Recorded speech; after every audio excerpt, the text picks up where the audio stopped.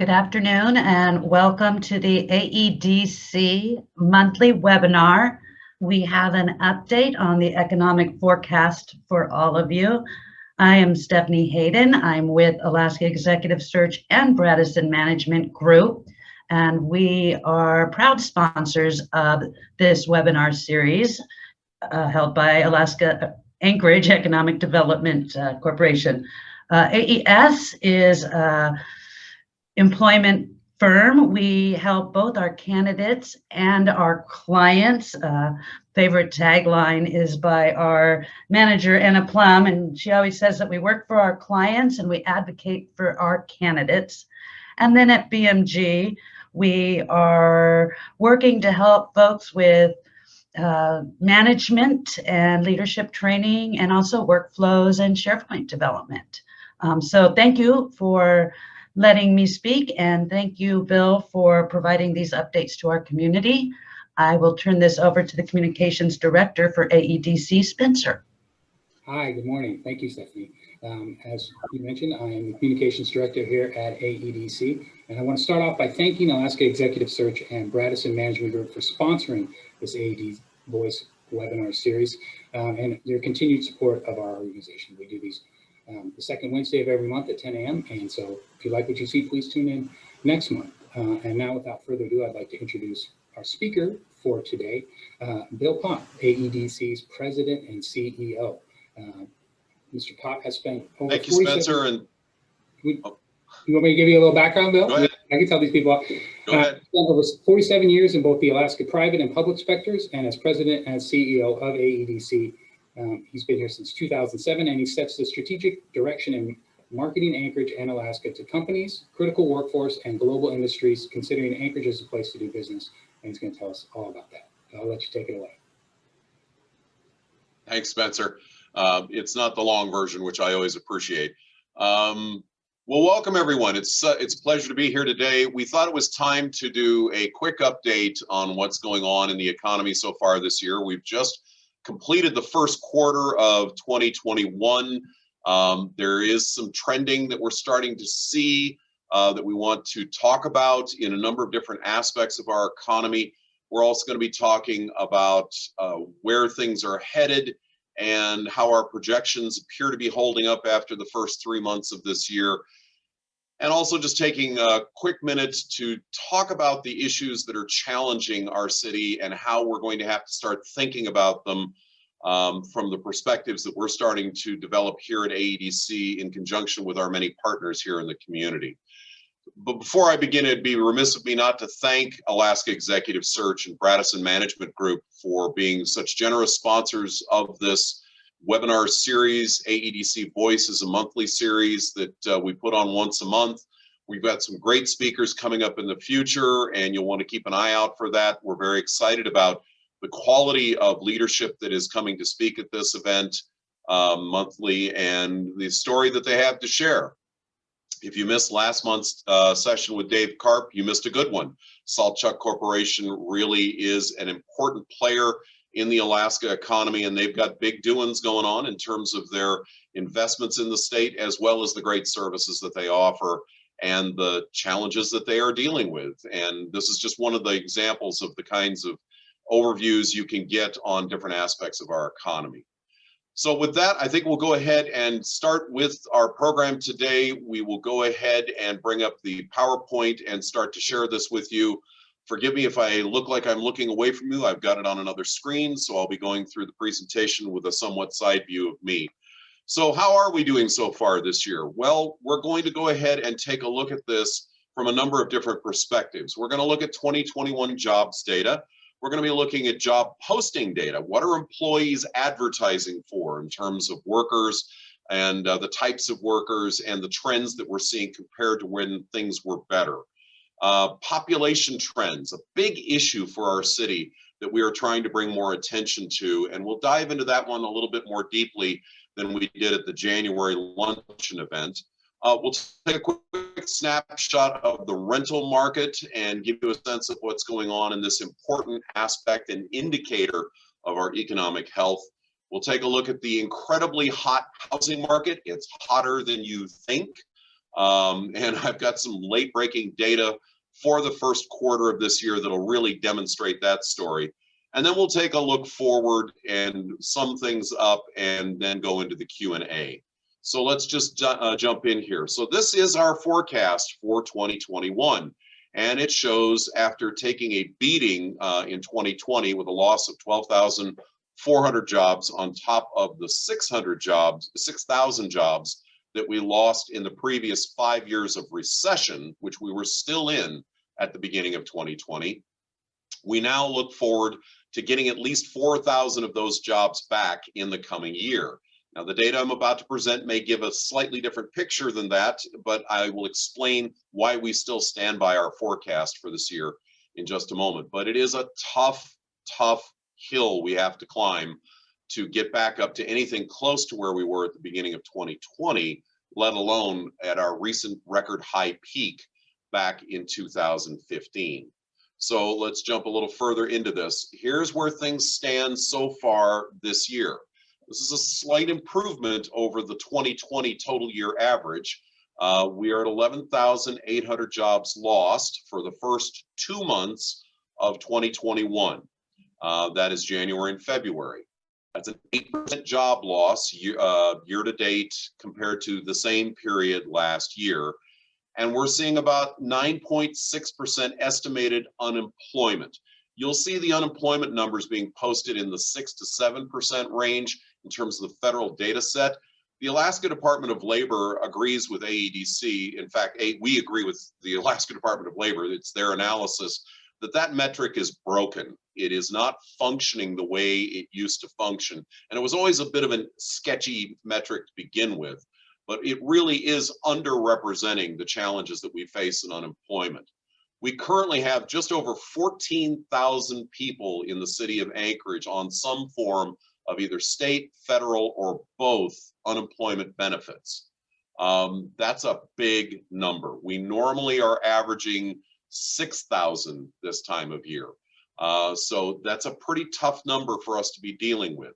Another element to this that is really important to understand is that almost 70% of the workers that were on unemployment in February made $30,000 a year or less before they went on unemployment. So that shows just how dramatic the impact has been on low-income, low-skilled workers in our city. It has been a brutal impact, mainly through the hospitality sector, hotels, restaurants, bars, as well as retail and other service-based, customer-facing jobs. So that's going to be another challenge that we'll talk about here in a little bit. So where are the job losses being felt? Well, I think I just described it in representing the workforce. You can see that leisure and hospitality has taken the most significant hit, with over almost 5,000 jobs lost for the first 2 months of this year compared to the first 2 months of last year, which were pre-COVID. We got to remember that COVID really didn't hit us until April of last year in terms of job losses in the way things are measured.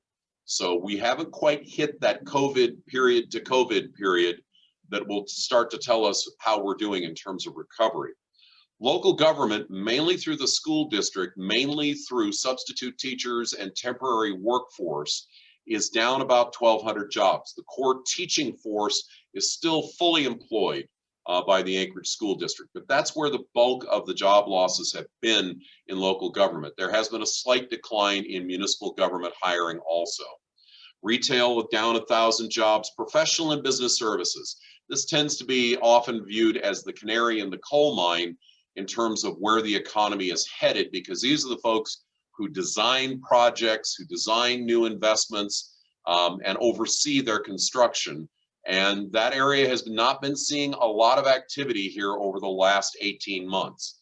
It's been a real challenge for the professional and business services sector. So, but the good news is that the rate of loss is declining. It is down substantially from where it was at mid-year in 2020. So we are seeing some signs of life. People are going back to work. They're starting to gain some of the losses that we saw this year compared to last year. And then you can see the rounding out of overall employment sectors, it is interesting that healthcare is down, although improving, down about 500 jobs so far this year. They were down over 1,000 jobs at the midpoint of last year, with the impacts of COVID on discretionary procedures and the service workers that supported that effort. Clerical, janitorial, food services, all of those employment pieces of healthcare have been impacted, but they're starting to recover as the pandemic starts to wane. So we're starting to see some positive signs there. I do want to point out oil and gas down 300. That's a little bit of an improvement at the local Anchorage-based jobs numbers. We think it's getting a little bit closer to what we would have expected in the interim of the BP transition to Hillcorp ownership in state, and the slight losses that we were initially projecting before COVID that would be the result of that acquisition by Hillcorp. And we were expecting to see a much stronger winter season, but statewide, our employment numbers in oil and gas have still been devastated. This is a very significant loss in jobs. We're still below 7,000 jobs statewide in oil and gas, and that is compared to over 10,000 jobs pre-COVID, as well as our recent peak of over 15,000 jobs in oil and gas, direct oil and gas employment statewide back in 2014-15. So we got a long way to go to get the oil patch back up and running fully, and that is one of our key pillars of our overall economy. And so anything that we can do to advance oil and gas to support its reemergence in terms of job growth and getting job recovery going is going to be very important to how fast our overall economy recovers. Let's take a moment and look at another metric that AEDC is the only entity in the state to report on, and that is job postings. Now, this is for Anchorage. This is just for the Anchorage MSA, so that includes Mat-Su. We have a tool that scrapes job postings from employer websites, from general posting sites like, say, AnchorageHelpWanted.com, and it aggregates the postings and deduplicates them, and we get a really good, clear sense of who's hiring, what kind of positions they're hiring for, the skill sets that they're looking for, and which jobs are most in demand. So we're comparing first quarter of this year, which we have the data for, versus first quarter of 2019. We didn't want to use first quarter of 2020 because that quarter really was kind of sketchy in the way the posting data was going because of some of the early influences of COVID before the pandemic actually came to our city, the national concerns. So what we see here is that we're down about 1,000 job postings in the first quarter of this year versus the first quarter of 2019. That is nowhere near as bad as what we saw in overall 2020, when we were down almost 8,000 job postings for the year, mainly for the last 9 months of the year when COVID really started to hit us. Our employer postings are down slightly by about 100, so that's a positive sign. We haven't lost a lot of ground in terms of the number of employers looking to hire. And then we've actually seen a slight uptick in the number of the types of occupations, or excuse me, I take that back. It's a slight decrease in the different occupations being sought, but a slight increase in the certifications being sought, the CDLs, the registered nurse certifications, the IT certifications, just to give you a sense of what that means. It tends to be hard skills that can be measured in certifications obtained in a few weeks, a few months, or even in a year or 2 or 4. But we see this data compared to 2019. 2021 is off to a pretty good start. It's a good sign for what we think is going to be an increased hiring trend this year. And it's not going to be gangbusters, but it's heading in the right direction. And when we look at this, we're very much enthused by what we're seeing in terms of how quickly it appears to be recovering. The top 10 jobs, these are the top 10 most sought positions A lot of this has been pretty much the same for the last several years. It's usually either retail salespersons or registered nurses in the #1 slot for most in demand. More often as not, retail salespersons, with registered nurses coming in second. So this is telling you that retail is still continuing to suffer and is not really seeing a strong recovery yet. And it is also interesting that this registered nurse shortage that we have had for almost a decade now is continuing to be an issue for our healthcare community and our employer base. And that could be government and that could be private sector companies, because registered nurses are hired in a number of different walks of life type companies outside of just pure healthcare like hospitals or clinics. So this continues to be an issue where we're coming up short anywhere from 30 to sometimes as much as 40% of demand not being met locally for registered nurses, being hired locally or even imported from out of state. So that's a big challenge.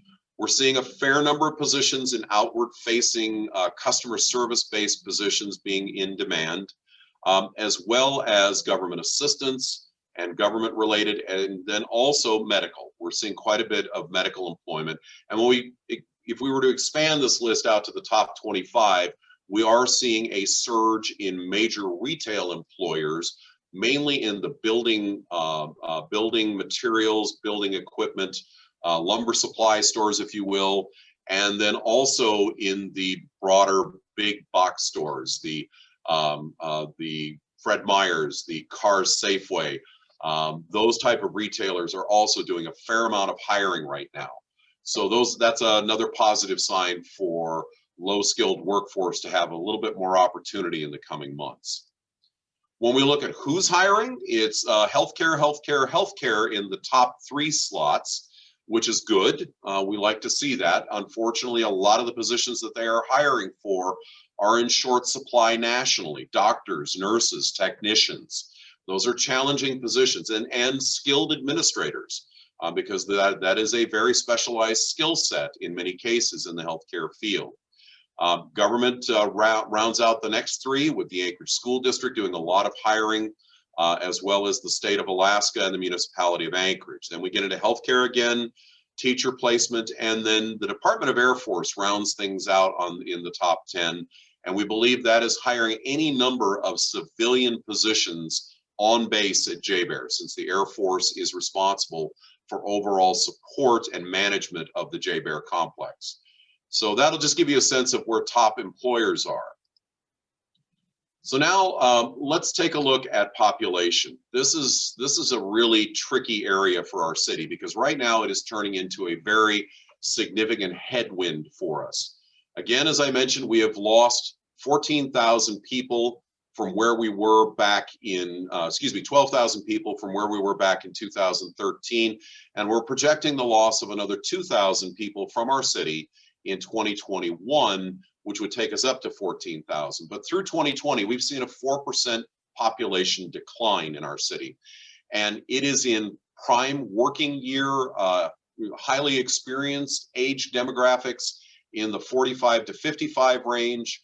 We are seeing a somewhat similar trend in the 32 to 45 age demographic range. And then really concerning for us is a spike and upswing in the retiree age portion of our population, especially first-time retirees, starting at 65, just using that threshold. We saw a marked increase in the loss of population. Nearly a third of the population that we lost in 2020 was in that demographic.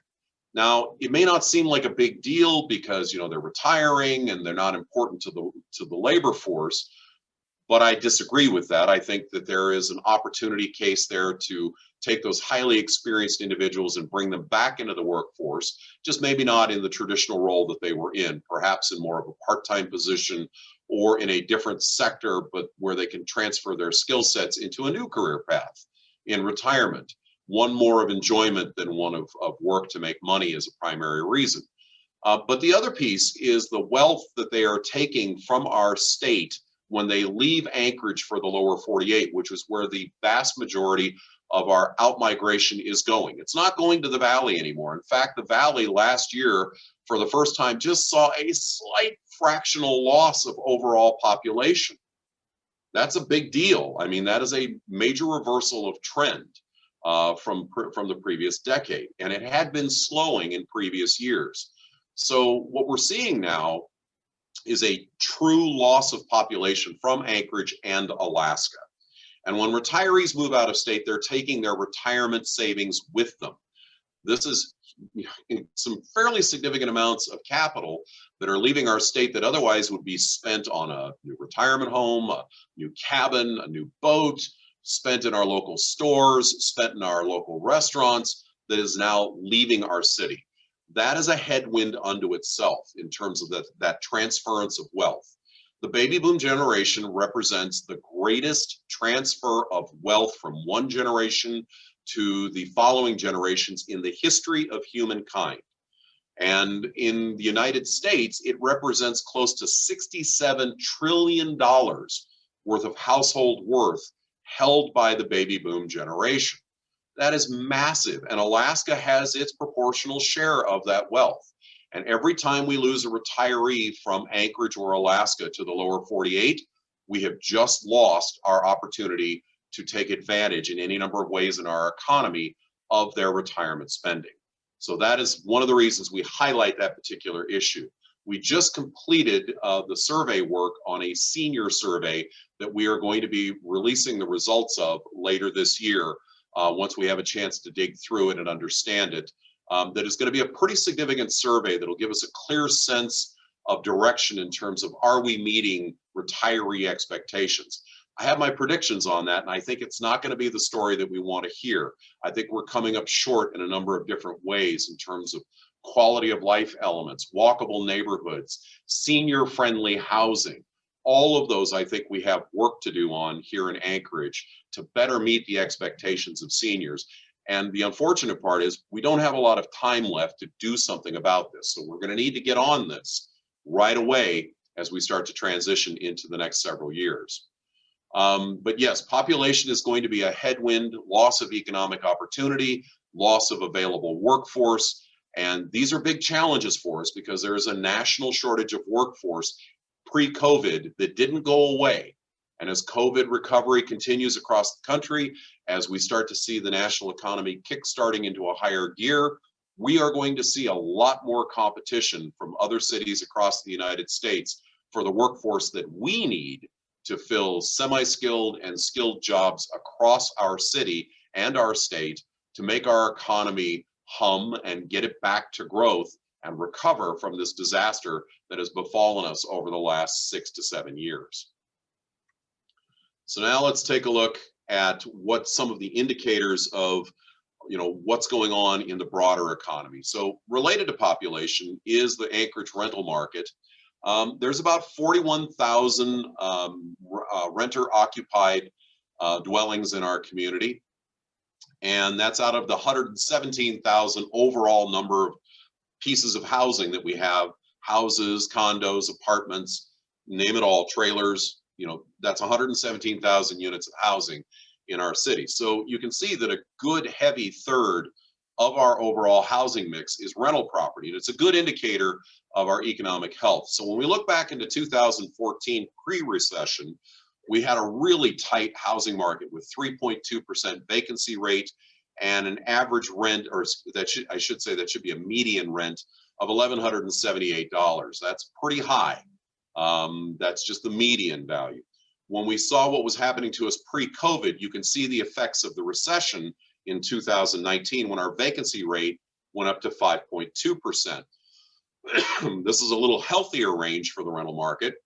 It tends to bring prices down and it gives renters a few more options.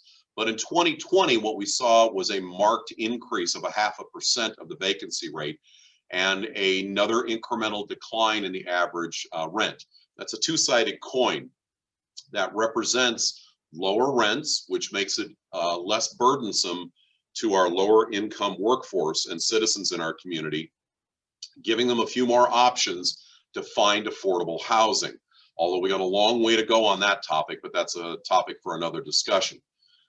The vacancy rate, however, going up is starting to approach areas that percentages that we're starting to get concerned about in terms of it is a clear indicator that people are leaving our city. There is less demand for rental properties.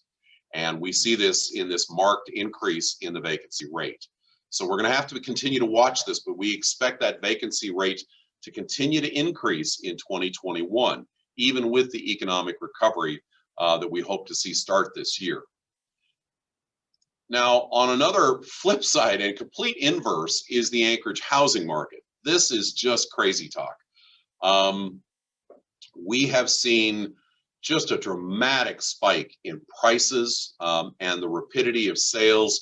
We are inundated with stories of properties hitting the market and within 48 hours having, if not less, having multiple offers and bidding wars for properties, in many cases, sight unseen by buyers who are desperate to find a house that meets their needs for the future.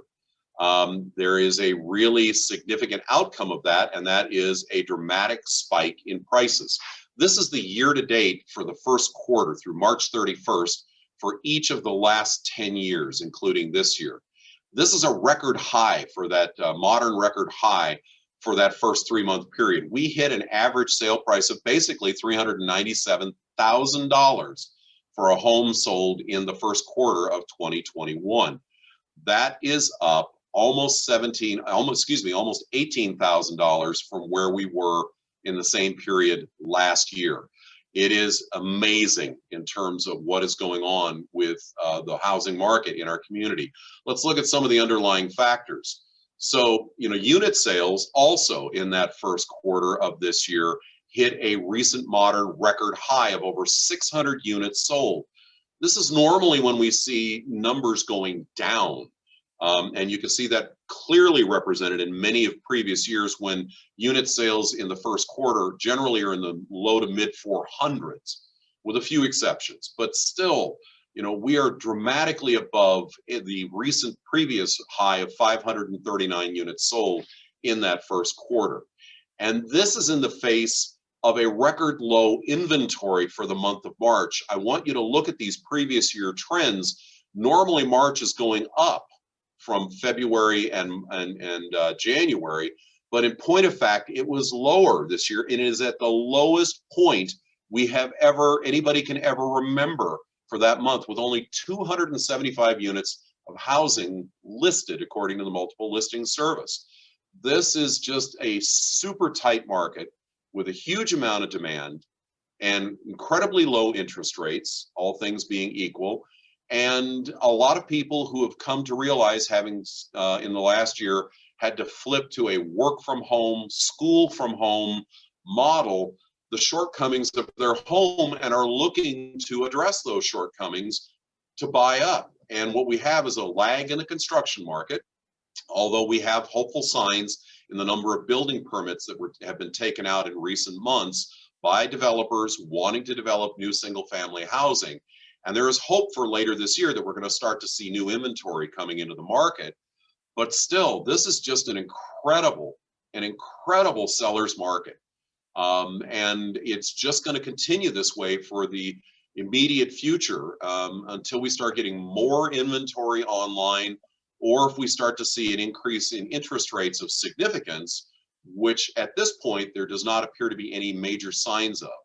So, housing is going to be both a blessing and a curse this year until we can start getting more housing demand.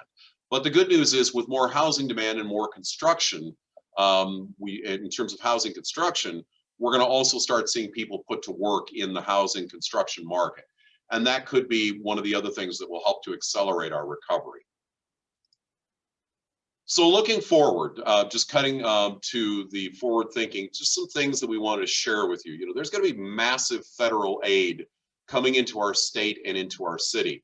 We estimate conservatively that over $2 billion will enter our state this year, with a likelihood of upwards of $3 billion once we better understand other programs besides the American Rescue Act and some of the other funding that is going directly to the state and to the cities and to numerous different entities We are still continuing to try and identify what Alaska and Anchorage's share of that could potentially be. This is without even talking about an infrastructure bill yet. We are looking at that bill, if all things being equal and the pundits are correct, will likely not be passed for a few more months. It will take time for that money to be deployed, and we probably won't see the true impact of any kind of infrastructure bill until 2022. So these are going to be continued stimulus flowing into our state, which is going to help to offset other shortcomings that we have. And so we do take a lot of heart in terms of the impact that the federal aid is going to have on our city and on our state in the overall economy. And this may help to bridge this period of time between where we are now and when we start to see true recovery in the oil patch, true recovery in the tourism season. It's going to be difficult in many industry-specific sectors that are impacted by those shortcomings. But I think that there will be broader economic stimulus that may help to offset the pain being felt in those sectors, economically speaking, and hopefully for the workers and the business owners in those sectors to the degree that it can. When we look at the economy heating up, and it is showing signs of starting to heat up, we look at the lines crossing in the April employment data that we will see in the early part of May. That data will be released in May, and we'll get the preliminary numbers. That's when we will actually be going up against a true COVID month. April was the worst month. It was over 20,000 jobs lost in Anchorage. Remember, we're down to less than 12,000 jobs being lost right now. So we've already seen some improvement. But when we expect to see most sectors return to positive job growth will be in the April numbers. And we think that that growth, depending on a number of variables, will the independent traveler or land tour groups come in significant numbers by airplane to Alaska, because that's the only way they're going to get here to speak of in the coming season, unless we have a miracle for the cruise industry, which we cross our fingers and hope for. But right now, it's just not looking very positive for that sector in terms of the cruise side of things. But we are hopeful that it will start to head in that direction. But with all of this potential growth this year, we have to remember that COVID is still out there and that there are variants that are coming to town, and it's going to be all about vaccinations. Voluntary vaccinations is the phrase today. We are not, by any stretch of the imagination, advocating for mandatory vaccinations. This is an individual personal choice for your own body.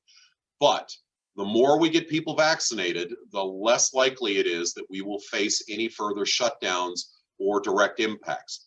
I can tell you that all the polling that we are aware of regarding the traveler sector, folks thinking about coming to Alaska for a visit, are very, very keenly interested in what we are doing to assure them of a safe visit. Are we still using safe practices?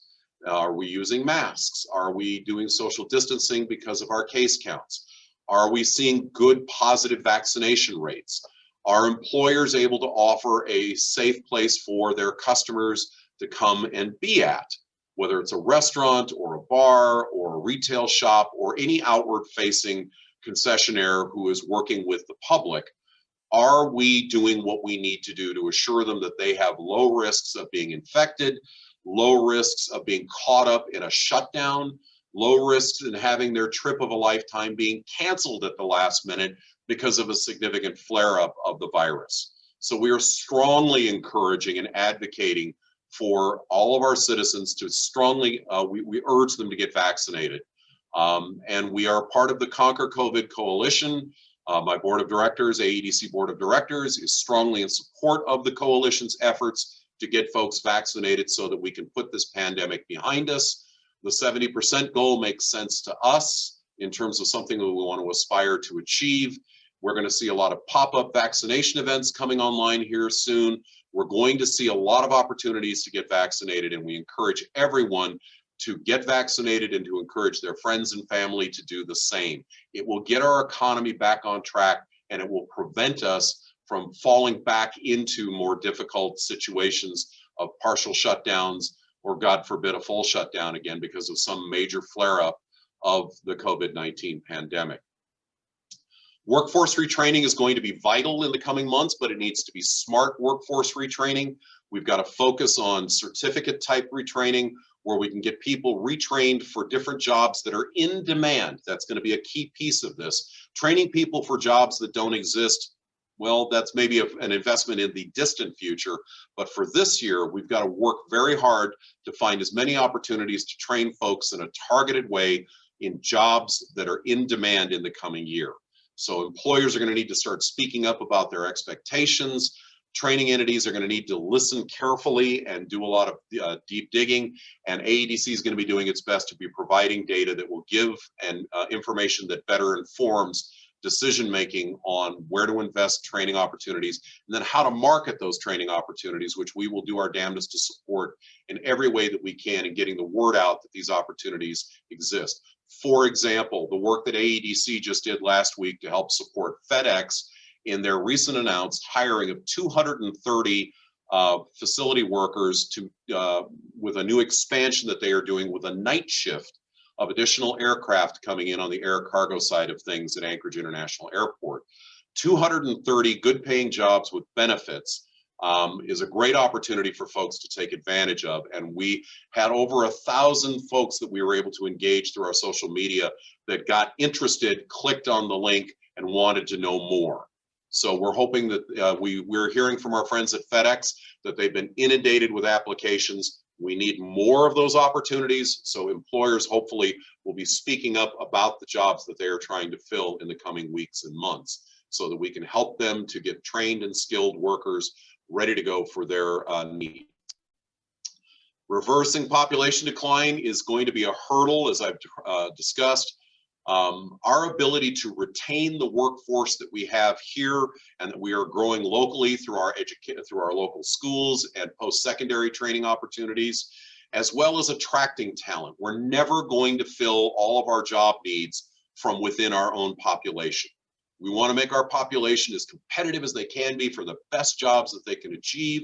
And that's based on the individual skill sets and aptitudes. But we always recognize that there are going to be jobs that we are not going to be able to fill from our local population. Those jobs tend to be highly skilled or significantly skilled and are critical to future growth in our economy. And there is a national competition for those workers. And we are going to have to do a lot more to woo those workers to come here to Alaska and stay here. And the same thing can be said for retirees. We have a lot of work to get caught up on in making Anchorage a more retiree-friendly city, one that meets the expectations of people who know that one day they may not be able to drive, know that they do not want a 2-story house with 5 bedrooms and a 1/4 acre of yard, because it's just something they don't want anymore. They want to be able to travel. They want to be able to go visit the grandkids. They want to be able to go out and recreate. They want to be able to still be independent when they are less mobile because they are no longer able to drive due to whatever physical limitations they may have in the future. We have to work hard to redress any number of shortcomings of our city. And we're going to be having that discussion more and more with all of you in the coming months. We are not a competitive city for investment. We have a lot of work to do there. And there's a great effort out there that is ongoing right now. The Reopening a Vital and Safe Anchorage planning effort, the RVSA, over 100+ community volunteers, mainly from the business community, but also nonprofits and municipal government, are participating in this effort to deal with this year's short-term needs, but to also start looking at key elements that we need to be addressing as a community to put together strategies to make our city more competitive for investment. Investment is looking for workforce. That is their biggest critical issue for any kind of business investment that requires workforce in the long term. And we do not have a workforce that is stable in their point of view, because we are losing population. So what are we going to do to reinvest in ourselves, to retain what we grow, retain what we attract, and grow more and become more competitive? That's going to be something that we really need to be focusing on over the next few years. And this leads me to my last point. The next mayor of Anchorage will have a critical role in leading our city in the next 6 years through 2027 in how we respond to these challenges that we have and what their vision is and how it aligns with the business community in making things move forward, in getting our broader community membership on board to start reinvesting in our community, to start addressing the shortcomings of our community, and to start making our city a brighter future that we can all count on, and that we can see our city returning to growth and returning to vitality that we have lost a little bit of our edge on.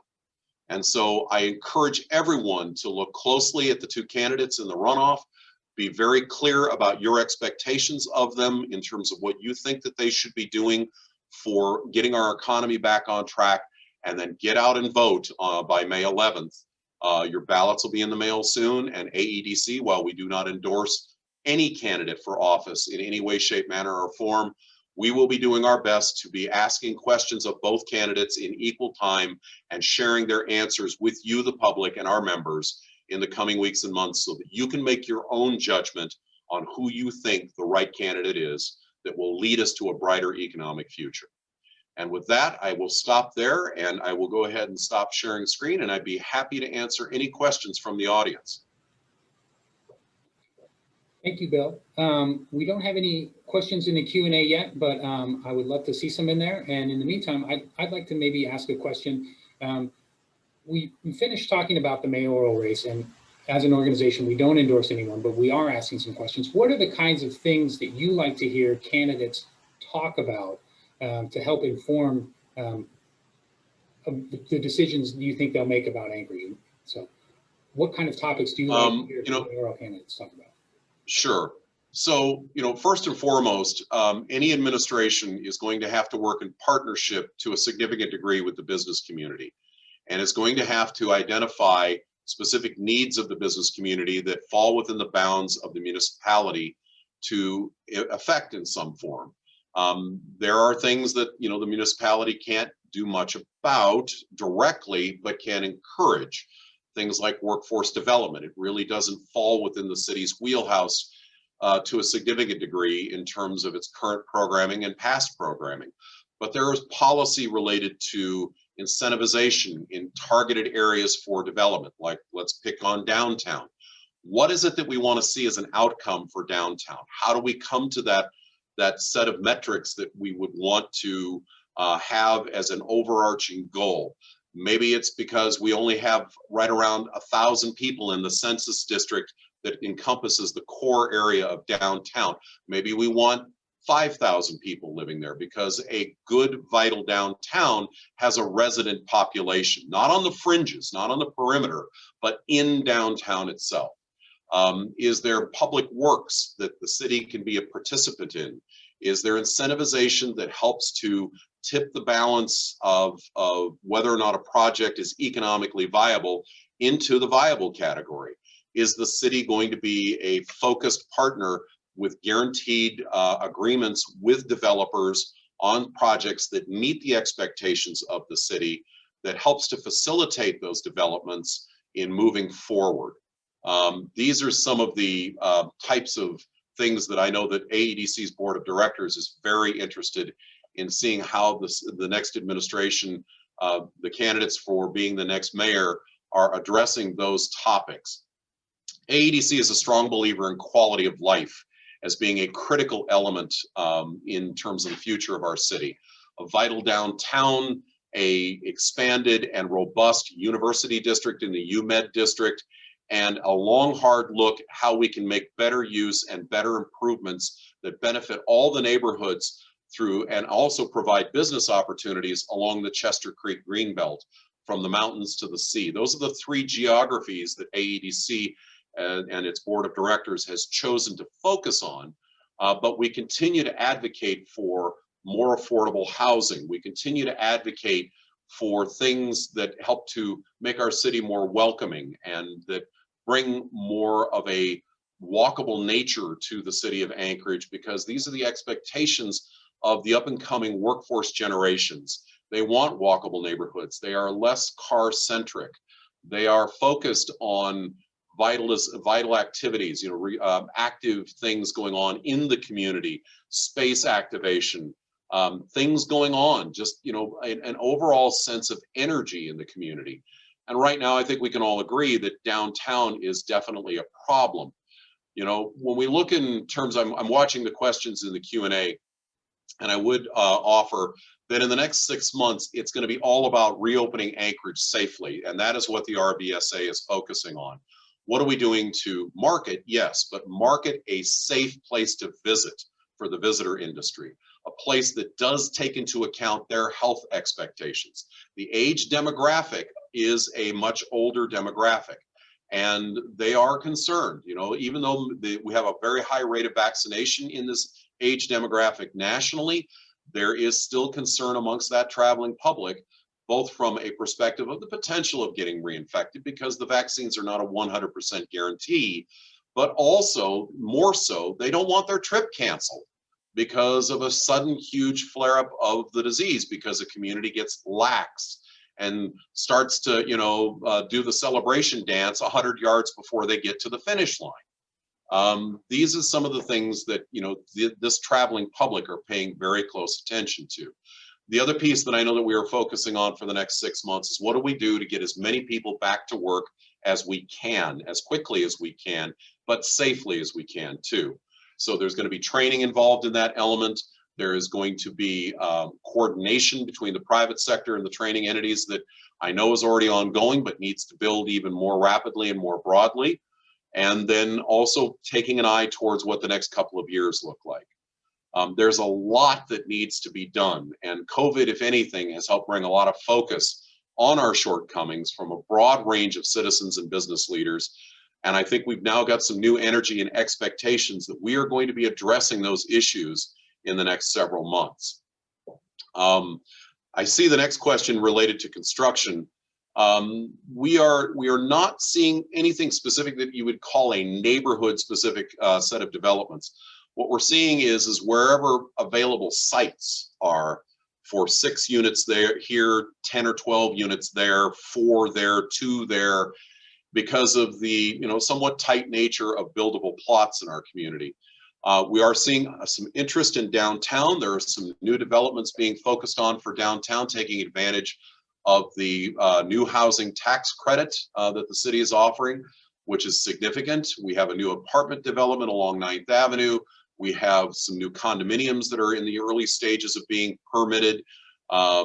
We have some other things that are going on in downtown, but otherwise we're seeing more so it tends to be just these little niche developments here, there, and everywhere, like the one that was in the paper recently with these small 700 square foot, 800 square foot units that were built as in the unit lot subdivision model, a trailblazing development off of 11th and Cordova in the South Edition, the east end of South Edition, that is a rather unique development. And we expect to see some more unique developments being experimented with by developers trying to offer a property price point that is affordable to more people. Units that I just spoke about were in the low 200,000s, $225,000 range.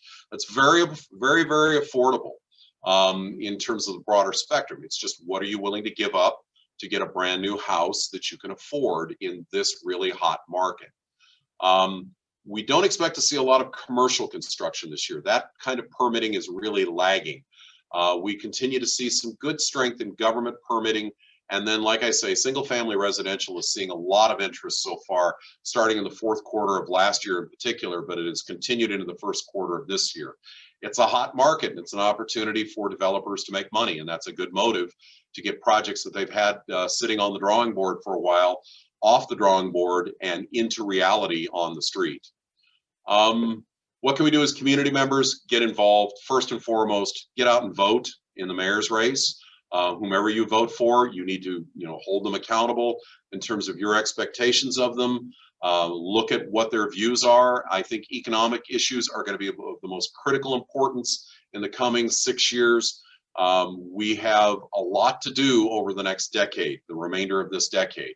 And especially if we are going to position our city to be a truly vibrant and growing and vital city that is recovered from all the damage that we have seen over the last 6 years and is back to growth and back to a much brighter future by the end of this decade. It's going to take some work and concerted effort and involvement. Get involved with your business organizations. Get involved with different efforts that can affect what's going on in the community from an economic development point of view, as well as from a broader community view. We have a responsibility as citizens to have the interests of the future of our city in our thinking and really express that in whatever level we are comfortable getting involved. That's my citizenship moment for the day. Is there other questions, folks? Last shot. I'm kind of running out. I could go on and on and on and on, but I don't think anybody wants that. Happy to answer any other questions that might be on your mind. Even something that doesn't have to do with my presentation today. Bill, someone asked, what keeps you up at night? A lot of things keep me up at night.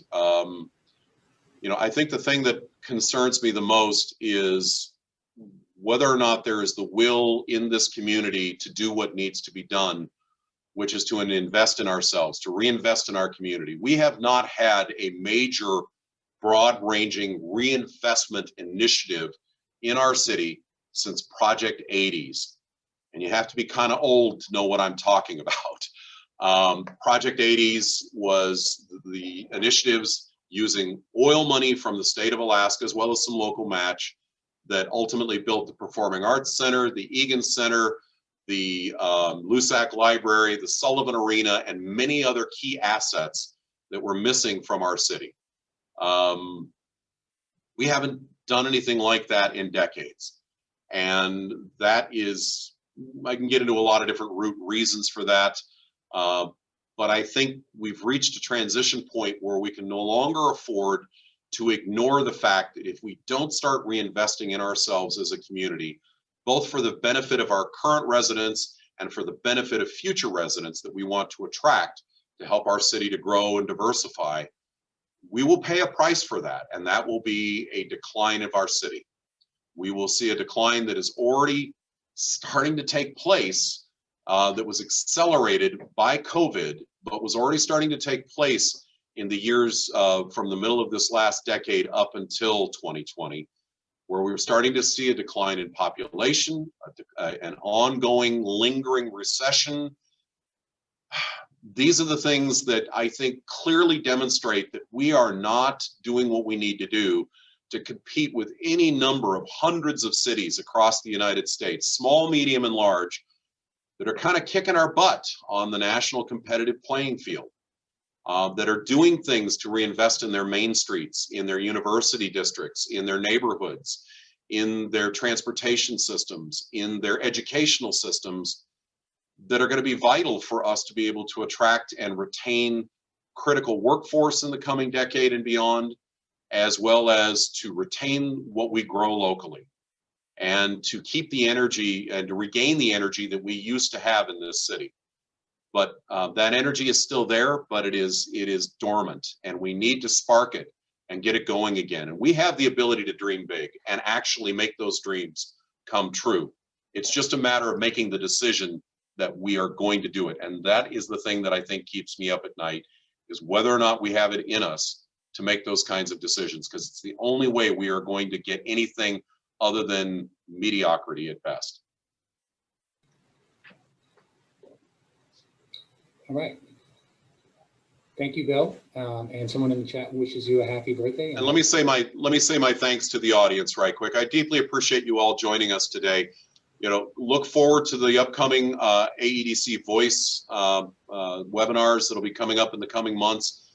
I'm not going to out who our guests are unless Spencer wants to do that in the future, but I will tell you that we've got some great guests being lined up, and this is a great place to hear firsthand from these thought leaders and these doers and shakers in our economy what they are doing to spark that new growth and that new energy for the future. So I hope you'll join us again in future episodes. And thank you. Thank you for listening to me today. Definitely. And stay tuned to the AEDC e-newsletter, which is where, of course, we have the invitations to those events, and I'll spell out who we have coming up. As Bill alluded to, you don't want to miss some of the stuff we have coming up. Next one is going to be May 12th.